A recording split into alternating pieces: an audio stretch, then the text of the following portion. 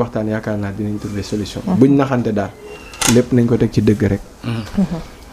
mais non, merci beaucoup en tout cas on espère que ne en secteur social boobu yëpp front social yooyu ñu seetlu dernièrement yëpp on espère que ne en tout cas daañu trouver des solutions ba nga xamante ne voilà daañu mën a passer au-delà de ça et que comme ni ko aussi premier ministre bi demandé ah ñu mën a avoir benn dialogue bu franche boo xam ça nous permet d'avancer ensemble ay ca ñu jàll si li nga xamante ne moom mooy la revue des titres ñu ànd xool moo gën a fës si yéenekaayu kër gi di journal L'Info lañ koy dooree moom mu xëyee ki nga xamante ne moom mooy Macky Sall di wax le rapport de la Cour des comptes menace de poursuite loolu yëpp moom Macky Sall indi na si réplique moom muy wax que nous sommes allés aux élections de manière apaisée ils ont gagné ils n'ont qu'à travailler au lieu de critiquer ce qui a été fait ces 12 dernières années moom ba tey muy wax chaque année la Cour des comptes a certifié les comptes financiers de l'État du Sénégal c'est trop facile de revenir après et dire que tout cela était faux loolu mu ngi ci page 4 bu yéenekaay bi di L'Info dellu si waat na si ki nga xamante ne moom mooy Farba Ngom nga xamante ne mujj nañ ko placer sous mandat de dépôt démb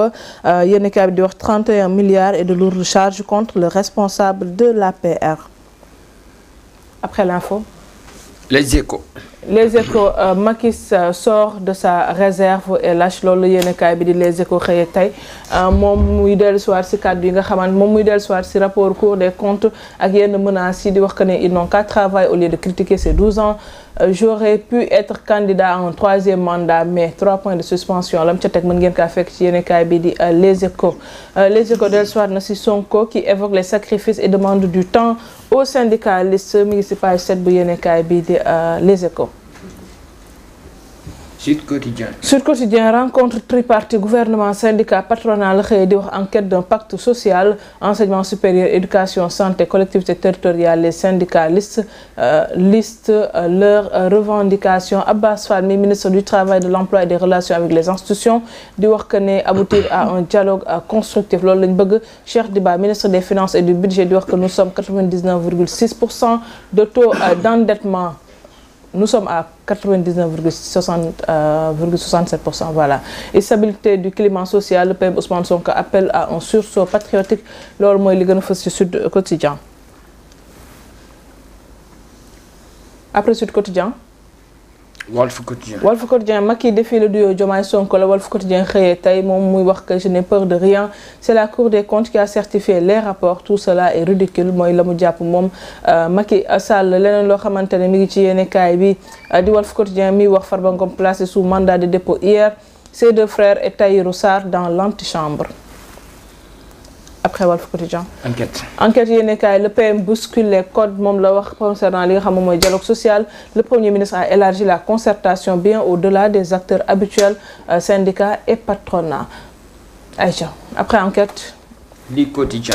Li Quotidien Macky Sall sur le rapport de la Cour des comptes le Li Quotidien aussi xëy di wax une attaque à visée politique moom loolu la jàpp muy wax que ne la Cour des comptes mélange tout il est impossible de masquer la dette extérieure du Sénégal il est impossible de la dissimuler car toutes les transactions passent par la BCEAO loolu mooy kàddu yi moom président Macky Sall wala ex-président Macky Sall yëkkati Farba Ngom placé sous mandat de dépôt ses avocats dénoncent une arrestation sans fondement ki nga xamante ne aussi mooy Tahirou Sarr ña ngi koy xaar ci pôle judiciaire financier tey vendredi bi.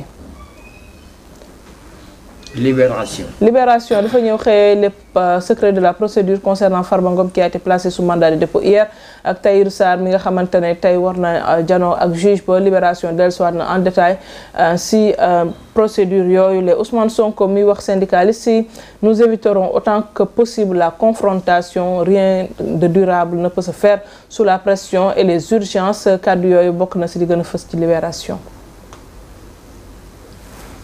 Le quotidien rencontre le xëy tey muy rencontre bi amoon si diggante état du Sénégal ak ñi nga xam ñoom ñoo nekk si patronat ak syndicalistes yi wàllum licenciement dette intérieure marché public grève loolu yëpp bokk na si li nga xamante ne démb ñu ko doon débattre ca dialogue social boobu yéenekaay bi di wax dialogue des sous le droit de réponse de Macky Sall le rapport de la Cour des comptes moom réponse ba nga xamante ne indi na ko mën ngeen kaa fekk ci yéenekaay bi di Le Quotidien.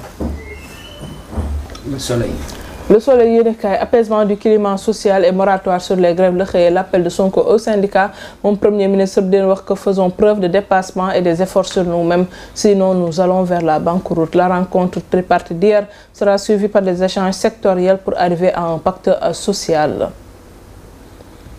à tribune.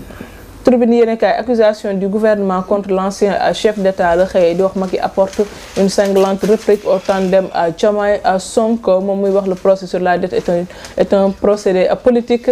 Ils n'ont qu'à travailler je m'inscris totalement en fond contre les allégations et falsifications moom Macky Sall ba tey muy wax que ne dafa proposer li nga xamante ne moom mooy loi d'amnistie pour permettre ñi nga xamante ne ñoo nekkoon ci prison ñu mën faa génn.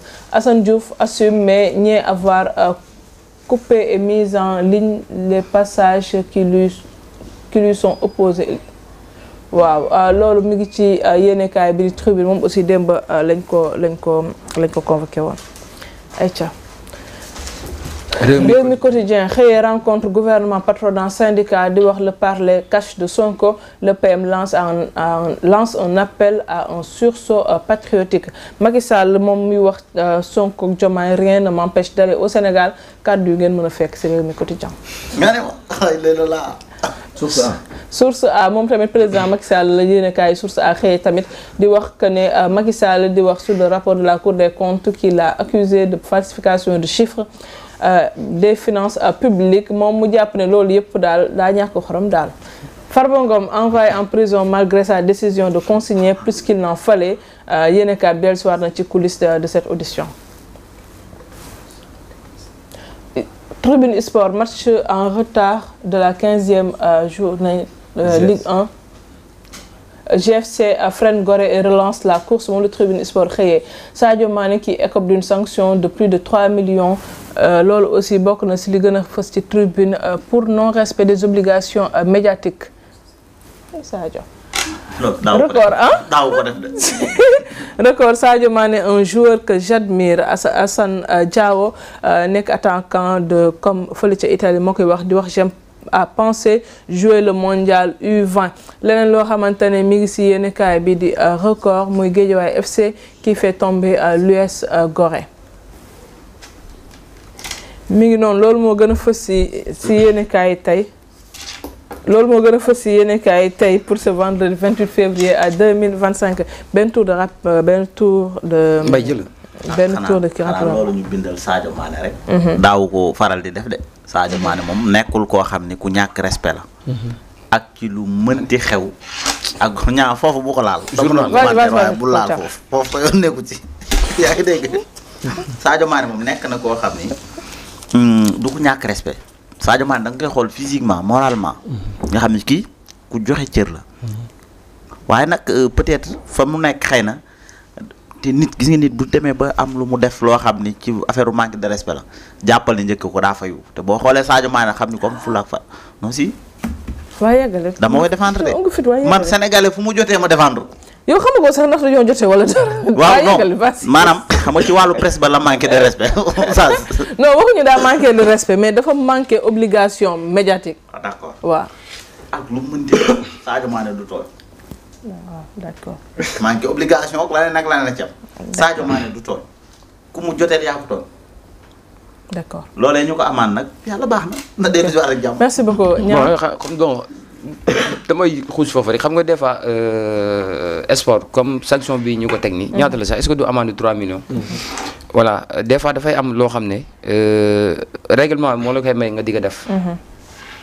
le fait que amende bu amee rek c'est parce que da ngaa teggi yoon. waaw da ngaa teggi yoon léegi nag lu tax nga teggi yoon loolu mooy question bi lu tax. pourquoi waaw le pourquoi boobu nag des fois nag dafay am mbir yoo xam ne day xew. te luy am ci biir au fond duñ ko xam.